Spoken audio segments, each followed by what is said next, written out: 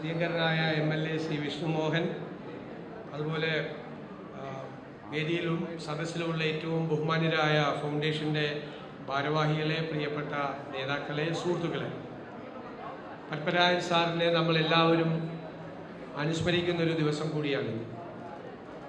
അദ്ദേഹം നമ്മളെ വിട്ടുപിരിഞ്ഞിട്ട് 1 വർഷം തികയുകയാണ്. നമുക്കെല്ലാവർക്കും അറിയാം, കൊല്ലം ഈ സംസ്ഥാനത്തിന് നൽകിയ ഏറ്റവും തലയെടുപ്പുള്ള നേതാവായിരുന്നു പത്മരാജൻ സാർ. എല്ലാ രംഗത്തും തിളങ്ങി നിന്ന ഒരാളാണ്. സഹകരണ രംഗത്ത്, അഭിഭാഷക രംഗത്ത്, രാഷ്ട്രീയ രംഗത്ത്, ഭരണരംഗത്ത് താൻ പ്രവർത്തിച്ചിരുന്ന മേഖലകളിലെല്ലാം തൻ്റെ കൈമുദ്ര ചാർത്തി കടന്നു വന്ന ഒരാളായിരുന്നു അദ്ദേഹം. സഹകരണ രംഗത്ത് ഞാൻ ആ ബാങ്കിൻ്റെ പരിപാടിയിൽ പങ്കെടുത്തിട്ടുണ്ട്. 6.5 പതിറ്റാണ്ട് കാലം അർബൻ ബാങ്കിൻ്റെ പ്രസിഡന്റായിരുന്നു. 6.5 പതിറ്റാണ്ട് കാലം, ദീർഘകാലം ആ ബാങ്കിന് നേതൃത്വം കൊടുത്തു. സഹകരണ രംഗത്ത് അദ്ദേഹം നിറഞ്ഞു നിന്നു. ഒരു അഭിഭാഷകൻ എന്നുള്ള നിലയിൽ സാധാരണ രാഷ്ട്രീയ നേതാക്കൾ അഭിഭാഷക വൃത്തി കൊണ്ടുപോകുമ്പോൾ രണ്ടും മോശമാവാറാണ് പതിവ്. പക്ഷേ രാഷ്ട്രീയ പ്രവർത്തനവും അഭിഭാഷക വൃത്തിയും ഒരുമിച്ച് കൊണ്ടുപോകാൻ കഴിയുമെന്ന് തെളിയിച്ച അഭിഭാഷകനായിരുന്നു പത്മരാജൻ സാർ. അദ്ദേഹം നിയമസഭയിലൊക്കെ സംസാരിക്കുമ്പോൾ നമുക്കറിയാം, അദ്ദേഹം ഒരു അഭിഭാഷകന്റെ പശ്ചാത്തലം, അദ്ദേഹത്തിൻ്റെ ഒരു കോൺസ്റ്റിറ്റ്യൂഷണൽ ഫ്രെയിംവർക്ക് അദ്ദേഹം സംസാരിക്കുമ്പോഴെല്ലാം അതിലുണ്ടായിരുന്നു എന്നുള്ളത്. മികച്ച അഭിഭാഷകനായിരുന്നു, പ്രാക്ടീസ് ഉണ്ടായിരുന്ന, നല്ല ഓഫീസ് നടത്തിയിരുന്ന, ഒരുപാട് ജൂനിയർമാരെല്ലാം ഉണ്ടായിരുന്ന, മികച്ച ഓഫീസ് നടത്തിയിരുന്ന ഒരു അഭിഭാഷകനായിരുന്നു. സംഘടനാ രംഗത്ത് അദ്ദേഹം ചാത്തന്നൂരിലെ ബ്ലോക്ക് പ്രസിഡന്റായി, DCC വൈസ് പ്രസിഡന്റായി, DCC പ്രസിഡന്റായി. ഒരു കോൺഗ്രസ്സുകാരന് കേരളത്തിൽ ആകാൻ പറ്റാവുന്ന ഏറ്റവും വലിയ സ്ഥാനം KPCCയുടെ അധ്യക്ഷനായി.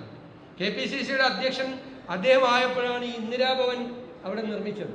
ആ ഇന്ദിരാഭവനാണ്. അതുവരെ കോൺഗ്രസിന് ഒരു ആസ്ഥാനം തിരുവനന്തപുരത്ത് ഉണ്ടായിരുന്നില്ല, സ്വന്തമായ ഒരു ആസ്ഥാനം ഉണ്ടായിരുന്നില്ല.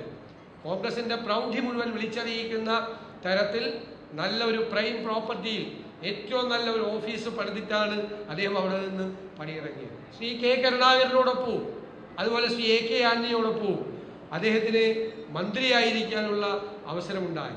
ധനകാര്യ മന്ത്രിയായി ഏറെ ശോഭിച്ച ഒരാളായിരുന്നു അദ്ദേഹം. ഞങ്ങളെ ചെറുപ്പക്കാരായ MLA-മാരോട് വളരെ വാത്സല്യവും സ്നേഹവും പ്രോത്സാഹനവുമെല്ലാം അദ്ദേഹം നൽകിയിരുന്നത് ഞാൻ ഇപ്പോഴും ഓർക്കുന്നു. എപ്പോഴും വാത്സല്യത്തോടു കൂടിയാണ് അദ്ദേഹം ഞങ്ങളെല്ലാം സമീപിച്ചിരുന്നത്.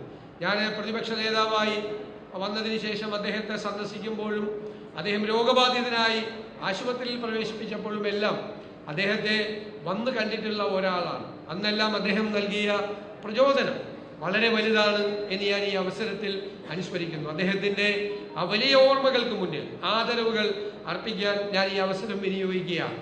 കൊല്ലത്തെ സംബന്ധിച്ചിടത്തോളം അദ്ദേഹം സ്റ്റീഫൻ സാറിൻ്റെ എല്ലാം കൂടെ നിന്ന് പ്രവർത്തിക്കാൻ കഴിഞ്ഞ ഒരാൾ കൂടിയാണ്. ആ ഒരു ട്രേഡ് യൂണിയൻ പാരമ്പര്യവും ആ ഒരു സംഘടനാ പാരമ്പര്യവും ഉള്ള കോൺഗ്രസിൻ്റെ സംസ്ഥാനത്ത് തന്നെ നമുക്ക് ഉയർത്തിക്കാട്ടാൻ നമുക്ക് കഴിഞ്ഞ പരിണതപ്രജ്ഞനായ നേതാവ്, ശാന്തതയോടും സൗമ്യതയോടും കൂടി കാര്യങ്ങളിൽ ഇടപെടുന്ന, എല്ലാവരെയും ചേർത്ത് നിർത്തുന്ന മാതൃകയായ ഒരു നേതാവായിരുന്നു എന്ന നിലയിലാണ് എൻ്റെ ഹൃദയത്തിൽ അദ്ദേഹത്തിൻ്റെ സ്ഥാനം.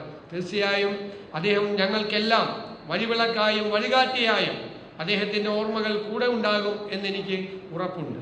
അദ്ദേഹത്തിൻ്റെ പേരിൽ ഫൗണ്ടേഷൻ രൂപീകരിച്ചപ്പോൾ അതിൻ്റെ ഭാരവാഹികളത് ആ വിവരം നേരത്തെ തന്നെ അറിയിച്ചിരുന്നു. ആ ഫൗണ്ടേഷൻ പ്രഥമ CV പത്മരാജൻ പുരസ്കാരം നൽകാൻ തീരുമാനിച്ചിരിക്കുന്നത് പ്രിയങ്കരനായ ശ്രീ VM സുധീരനെയായിരുന്നു.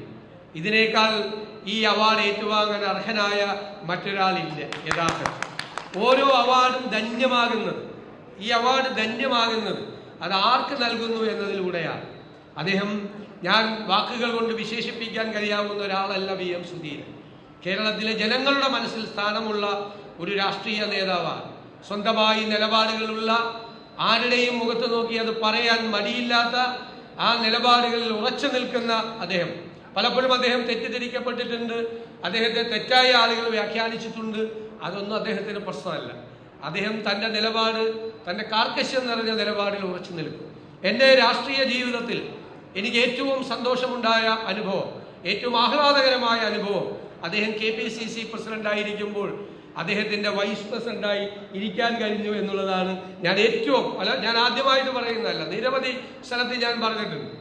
അദ്ദേഹം പ്രസിഡന്റ് സ്ഥാനം ഒഴിഞ്ഞപ്പോൾ പ്രസിഡന്റ് സ്ഥാനത്തേക്ക് അദ്ദേഹം നിർദ്ദേശിച്ചത് എന്നെ തന്നെ ആയിരുന്നു എന്നത് എൻ്റെ ജീവിതത്തിലെ ഏറ്റവും വലിയ അംഗീകാരമായി ഞാൻ കണക്കാക്കുന്നു.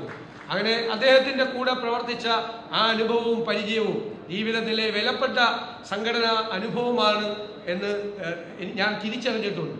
അദ്ദേഹത്തിന് ഈ അവാർഡ് നൽകാൻ ഞങ്ങളുടെയെല്ലാം തലമുറ, ഞങ്ങളെല്ലാം വിദ്യാർത്ഥികളായിരിക്കുമ്പോൾ, കേസുകാരായിരിക്കുമ്പോൾ ആരാധനയോടുകൂടി നോക്കിക്കണ്ട ഒരു നേതാവിന് അവാർഡ് നൽകാൻ കഴിഞ്ഞു എന്നുള്ളത് എന്നെ സംബന്ധിച്ചിടത്തോളം വ്യക്തിപരമായി വലിയ ഒരു സന്തോഷം കൂടി നൽകുന്ന അനുഭവമാണ്. CVM സുധീരൻ, അദ്ദേഹത്തിൻ്റെ ശബ്ദവും അദ്ദേഹത്തിൻ്റെ വാക്കുകളും അദ്ദേഹത്തിൻ്റെ ശാസനയും കേട്ട് മുന്നോട്ട് പോകേണ്ട ഒരു സർക്കാരിനാണ് ഞാൻ നേതൃത്വം കൊടുക്കുന്നത് എന്നുകൂടി ഞാൻ വിനയപൂർവ്വം പറയുന്നു.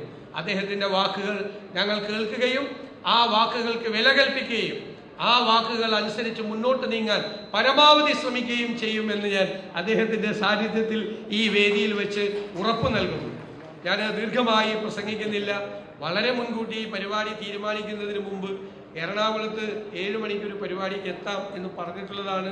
വന്ദേ ഭാരതിന് പോയാലേ എത്തുള്ളൂ, അനാദരവായി കണക്കാക്കരുത് എന്ന് CVM-നോട് വിനയപൂർവ്വം അഭ്യർത്ഥിച്ചുകൊണ്ട് ഞാൻ നിറഞ്ഞ മനസ്സോടുകൂടി ഈ ചടങ്ങ് ഉദ്ഘാടനം ചെയ്യുകയും അദ്ദേഹത്തിൻ്റെ ഈ അവാർഡ് സമ്മാനിച്ചതായി പ്രഖ്യാപിക്കുകയും ചെയ്തുകൊണ്ട് എൻ്റെ വാക്കുകൾ ചുരുക്കുന്നു. നന്ദി, നമസ്കാരം.